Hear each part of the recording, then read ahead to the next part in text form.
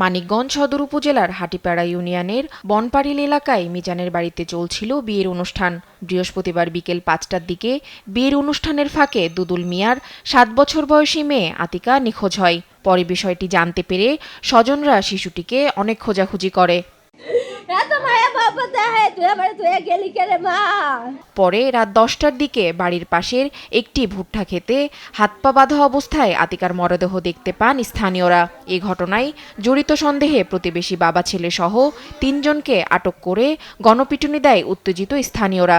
এতে ঘটনাস্থলেই নিহত হন ২ জন। আহত একজনকে হাসপাতালে ভর্তি করা হয়েছে। বানলো আমি আবার দড়ি খলাইবার গেলাম, আমাকে বাইন্দেন না মাইরেন না, মারে বাইন্দা মারলো। আমার স্বামী তো হে বাইন্দাই রাখছে, বাইন্দা মারবাই লাগছে ওনারে, স্বামীরে দেওয়ারে।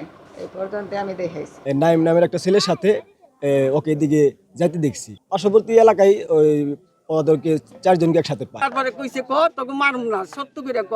তারপরে হেসে কয় ওই যে মুখখানি মারছে, হেসে ওই যে শামসুর বইটা খেত, ওই বইটা খেতের মধ্যে ফলাইতেছে। বিচার যদি না হয় তাহলে তো এখানে হবই।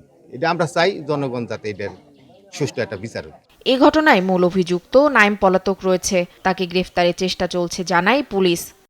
আমরা যেই ঘটনাটা ঘটেছে, অনাকাঙ্ক্ষিত ঘটনা, এটা তদন্ত করার জন্য এবং এটা আইনি প্রক্রিয়া গ্রহণ করার জন্য আমাদের সমস্ত যে প্রক্রিয়াগুলি রয়েছে আমরা সেদিকে এগিয়ে যাচ্ছি।